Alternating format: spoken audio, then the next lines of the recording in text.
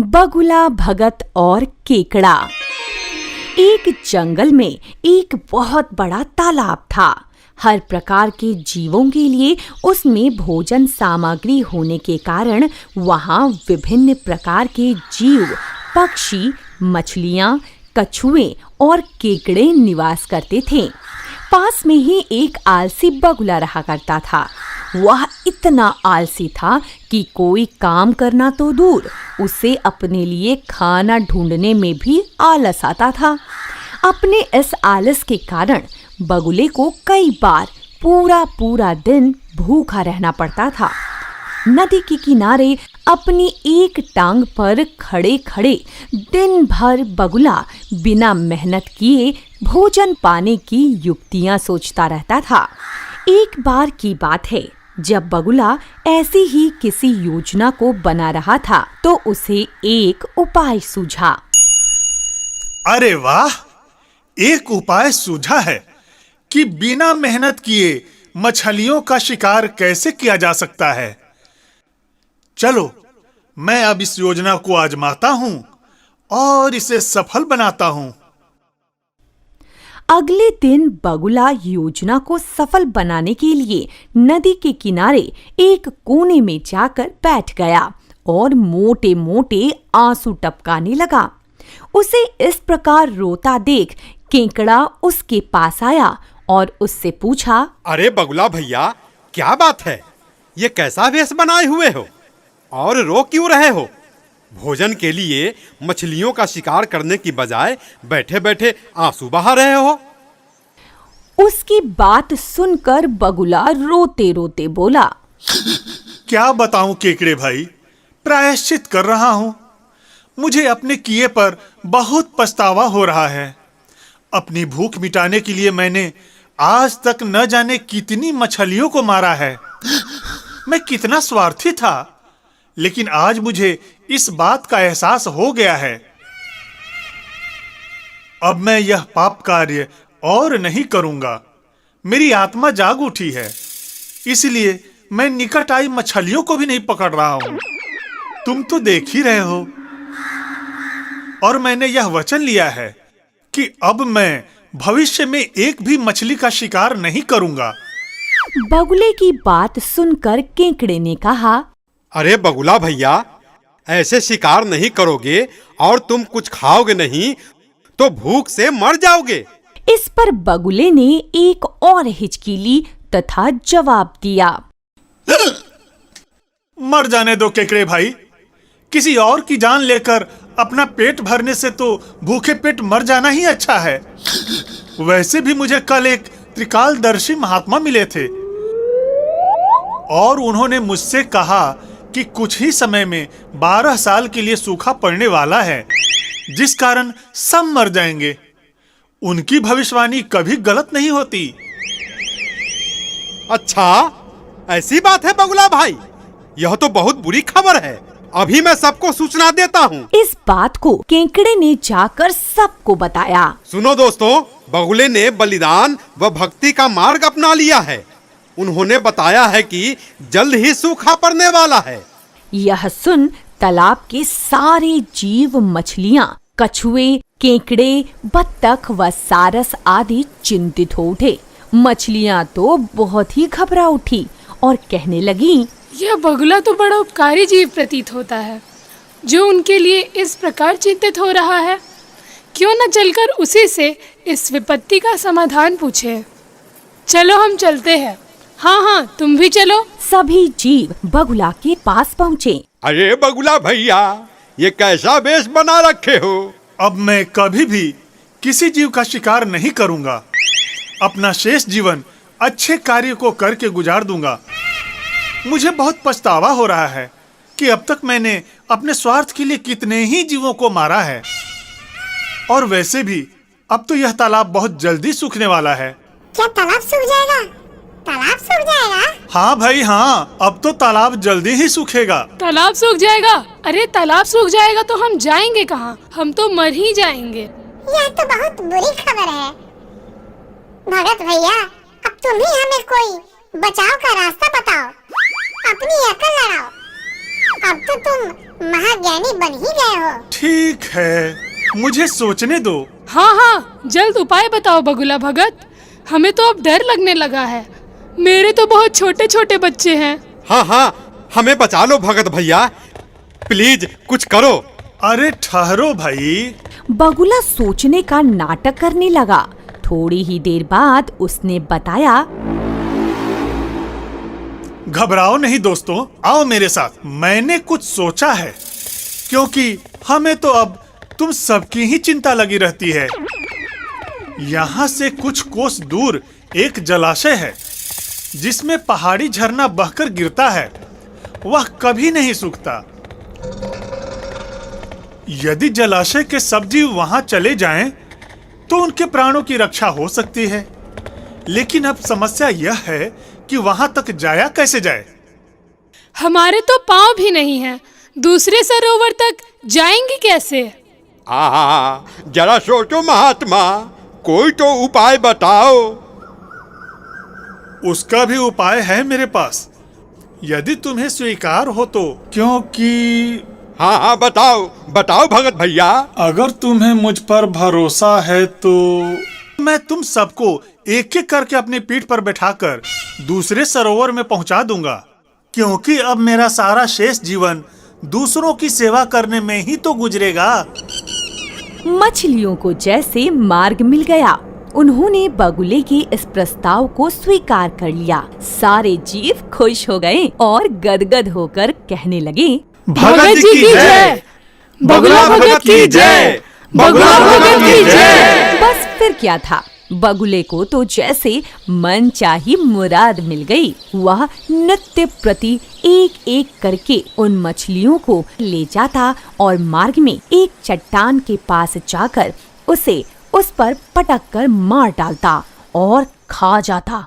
कभी मन हुआ तो भगत जी 2 फेरे भी लगाते और 2 जीवों को चट कर जाते। इसी प्रकार उसकी भोजन की समस्या हल हो गई।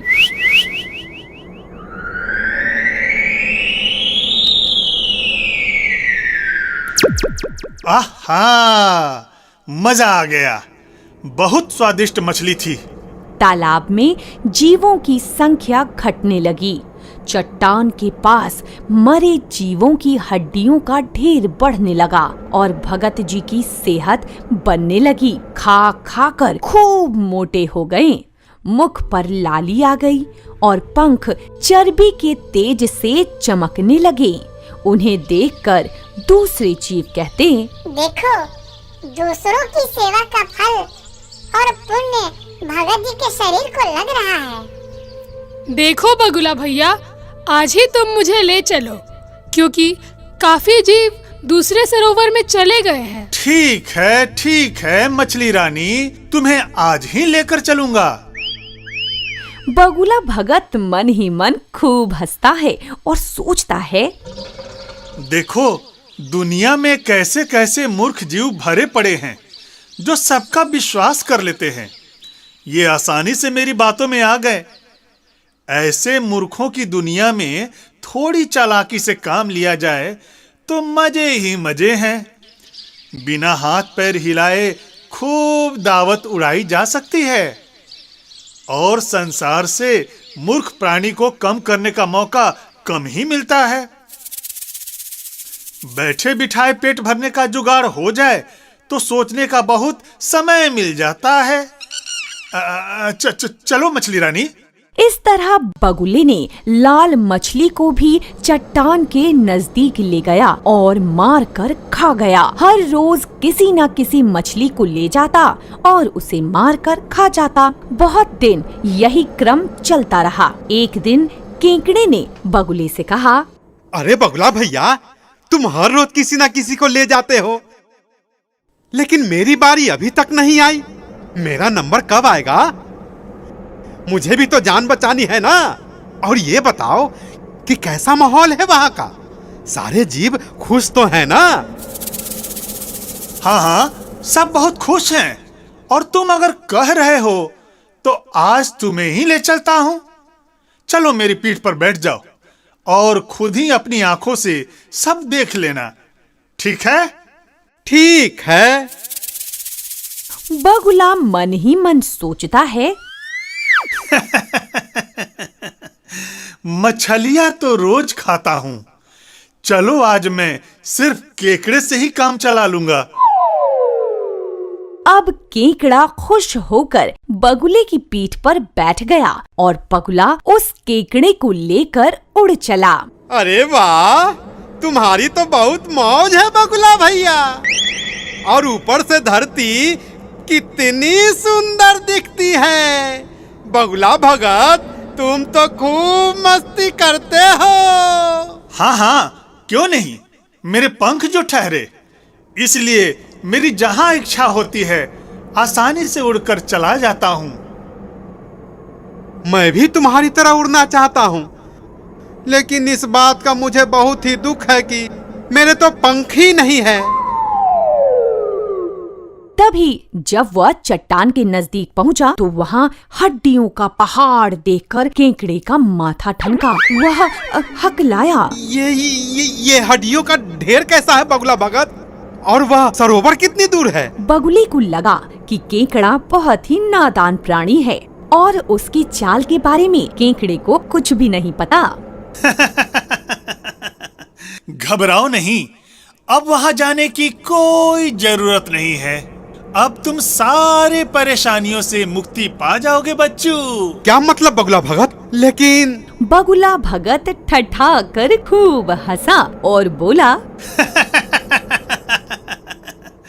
अरे मूर्ख, कैसा सरोवर? मैं क्या तुम्हारा नौकर हूँ जो अपनी पीठ पर बैठाकर घुमा रहा हूँ? यहाँ कोई सरोवर नहीं है। मैंने तो अपने भोजन का उपाय सोचा था। मैं एक एक को यहाँ लाकर खा जाता हूँ। और अब तू भी मरने के लिए तैयार हो जा। इन सभी हड्डियों में अब तुम्हारी हड्डियां भी शामिल होने वाली है।